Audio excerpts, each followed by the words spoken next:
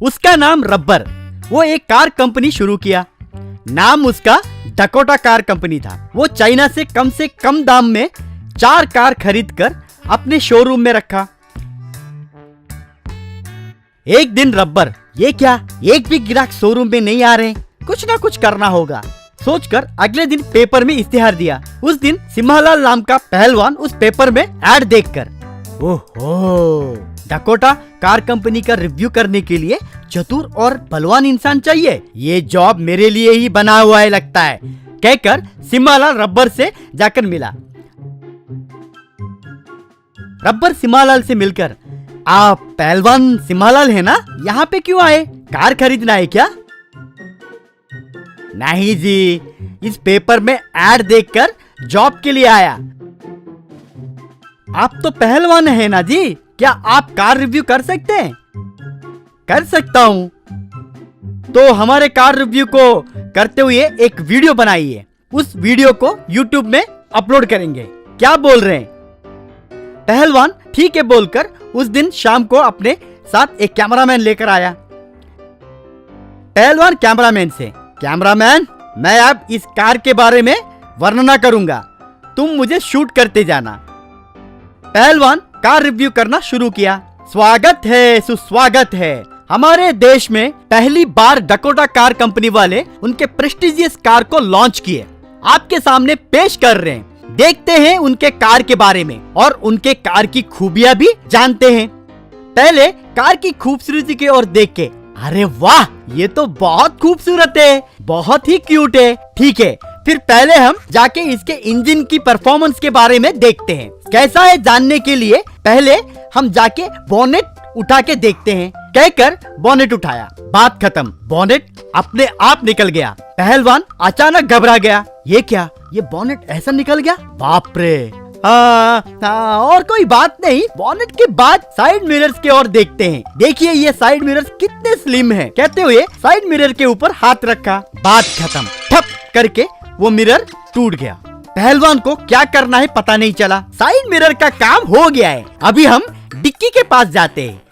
अभी डिक्की के पास आते ही हमें लगेज रखने के बहुत जगह की जरूरत होने के कारण, देखिए ये डिक्की कितना लंबा है, कहकर डिक्की ऊपर उठाया। बात खत्म, वो डिक्की अपने आप बाहर निकल गया।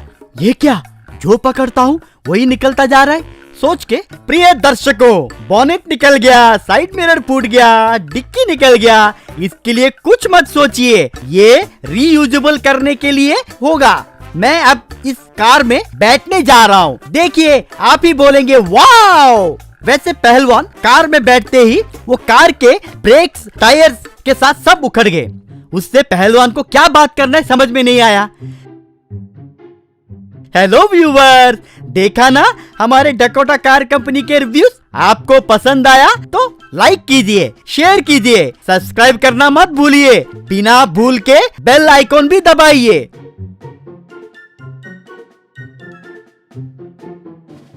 वैसे उस वीडियो को पहलवान रबर को दिखाया। रबर उस वीडियो को देखकर शॉक हुआ। इस वीडियो को कहीं पे भी लीक मत करना, उस चाइना वाले पे भरोसा करके बहुत बड़ी गलती की, मुझे अक्ल आया। वो क्या, वीडियो YouTube में अपलोड करने के लिए बोले थे ना, इसलिए कर दिया। आप YouTube में ही देख रहे हैं, देखिए कितने कम समय में कितना ज्यादा रिस्पॉन्स आया है। क्या हुआ, अपलोड कर दिए, कहकर चक्कर खा के नीचे गिर गया। एक गांव में रघु नाम का ऑटो रिक्शा वाला हुआ करता था। उसका ऑटो एकदम खटारा हो चुकी थी, कब शुरू होता है कब बंद होता है उसी को नहीं पता। लेकिन रघु नया ऑटो नहीं खरीद पाने की वजह से हर दिन उसे मैकेनिक के पास ले जाता था। एक दिन मैकेनिक, अरे भाई, तुम और तुम्हारा ये ऑटो महान है, कुछ 1-2 पार्ट खराब होते तो रिपेयर कर सकते थे, हर बार सारे के सारे पार्ट रिपेयर करना मुझसे नहीं होगा। अब इसे कबाड़ी वाले को नहीं बेचा तो तुम्हें मारकर मैं भी मर जाऊंगा। रे ऐसे मत कहो रे, मेरे परिवार को पालने के लिए ये ऑटो ही जरिया है, इस बार के लिए कुछ करो, जल्दी ऑटो बदल दूंगा, तुम्हारी कसम। क्या मुझ पर कसम खा लिए हो, यानी तुम ऑटो बदलोगे नहीं और मेरा मरना निश्चित है। फिर रघु प्रयाणिक को बिठाकर उस ऑटो में बगल वाले गांव जा रहा था। ऑटो अचानक एक जगह पर रुक गई। प्रयाणिक बाहर उतरे।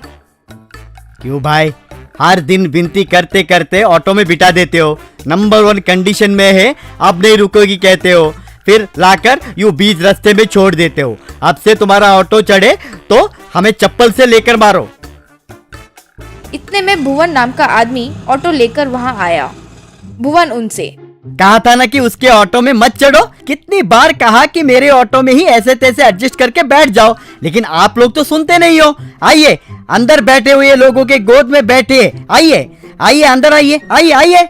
सारे लोग भुवन के ऑटो में ऐसे तैसे बैठकर चले गए।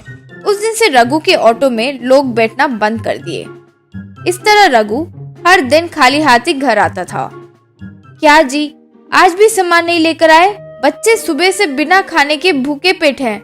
आसपास के लोग उधारी भी देना बंद कर दिए। ऐसे चलेगा तो कैसे जिएंगी जी? कहते हुए रोने लगी। रो मत, इतने दिन हम हमारे ऑटो पर भरोसा करके जिए, अब लगता है बेचारा उसका अंत आ ही गया है। मैं पहले जाकर कबाड़ी वाले के पास ऑटो बेचकर घर के लिए सामान लेकर आता हूँ, बाद में कोई भी कूली वाला काम कर लूंगा, तुम घबराओ मत। कहते हुए चला गया। रघु ऑटो को धक्का मारते हुए जा रहा था। इतने में एक मुनि उसे रोककर, बेटा, क्या मुझे जरा दुर्गापुर तक लेकर जाओगे? क्या दुर्गापुर? ये ऑटो में? ये तो चालू भी नहीं होता है स्वामी। इतना दूर आपको नहीं ले जा सकता स्वामी, मुझे माफ कीजिए। तो फिर एक काम करो बेटा, कहकर एक छतरी निकाला। ये छतरी खोलकर ऑटो के ऊपर लगाओ। छतरी को क्या ऑटो पर लगाना है स्वामी? कहते हुए उस छतरी को खोला। बस वो एक बड़ा जायंट अम्ब्रेला बन गया। रघु दंग रह गया। फिर रघु उस जायंट अम्ब्रेला को ऑटो के ऊपर लगा दिया। दोनों ऑटो में बैठे। बस वो छतरी ऑटो को ऊंचाई पर ले गई। ऑटो हवा में उड़ने लगा। उसे देखकर लोग हैरान रह गए।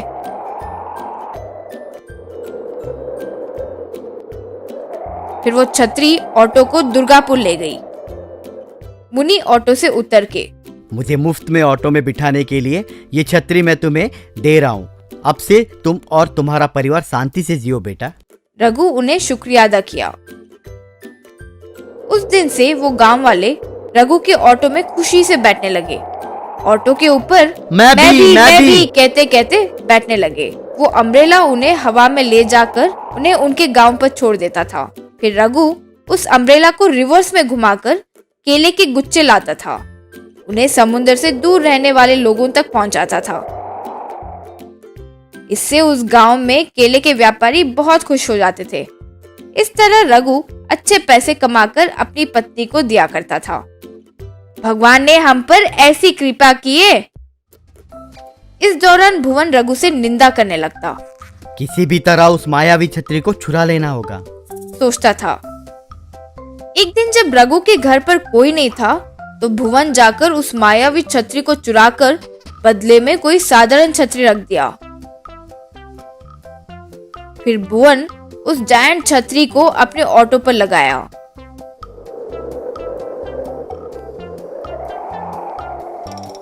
फिर ऑटो में बैठकर, हाँ आइए भाई आइए, आपको सिर्फ दुर्गापुर या चंपापेट नहीं बल्कि सीधा अमेरिका इंग्लैंड तक लेकर जाऊंगा। आइए जल्दी आकर बैठिए, यूं पुकारता था। लोग उस ऑटो के पास आने के पहले ही वो ऑटो हवा में ऊपर उठा। अरे रुक, इतनी जल्दी क्यों उड़ रही हो? लोगों को बैठने तो दो।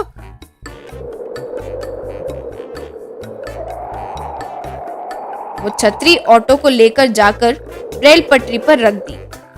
ये क्या, यहाँ क्यों रखा? कहते हुए घबरा गया। वो छतरी घूमकर रघु के पास चली गई।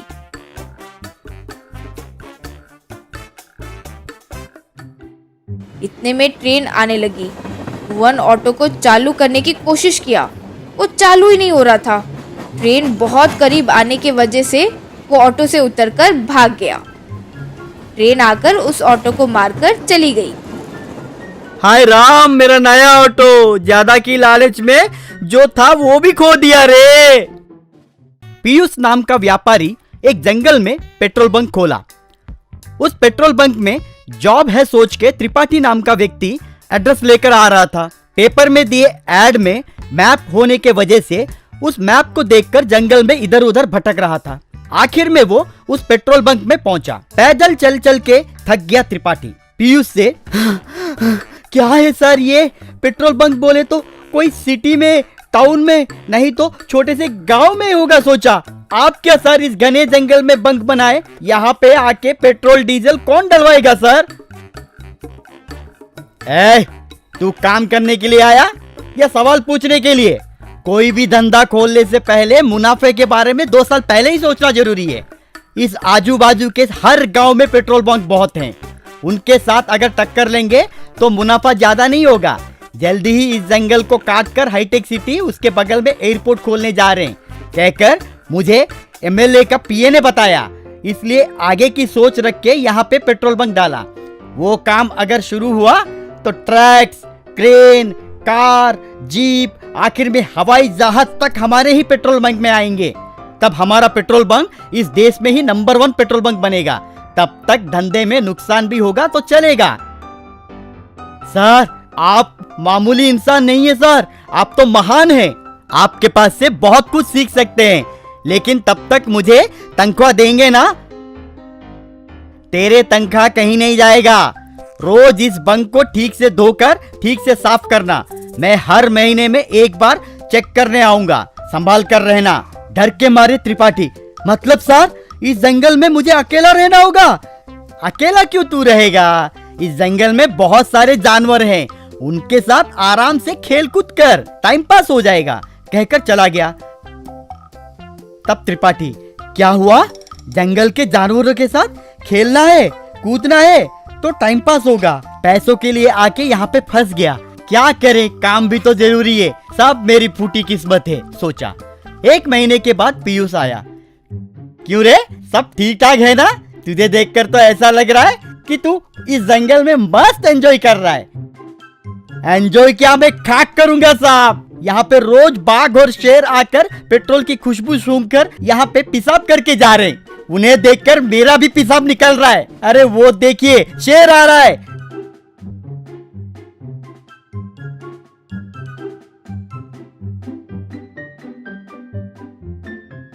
शेर को देखकर पीयूष कार के अंदर जाके बैठ गया। वैसे 1 साल बीत गया।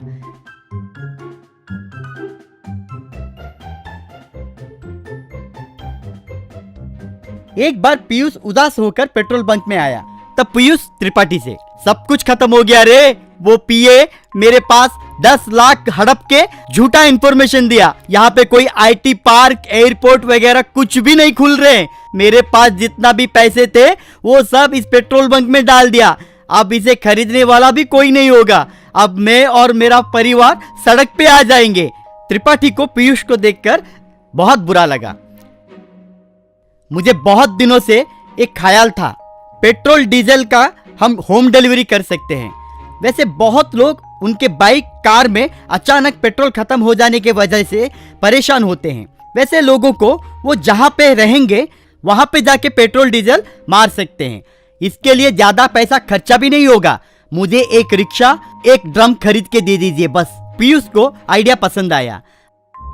अगले दिन से त्रिपाठी पेट्रोल बंक से उस रिक्शा में जो ड्रम है उसमें पेट्रोल डाला। आजू बाजू के गांव में जाकर, पेट्रोल बाबू पेट्रोल।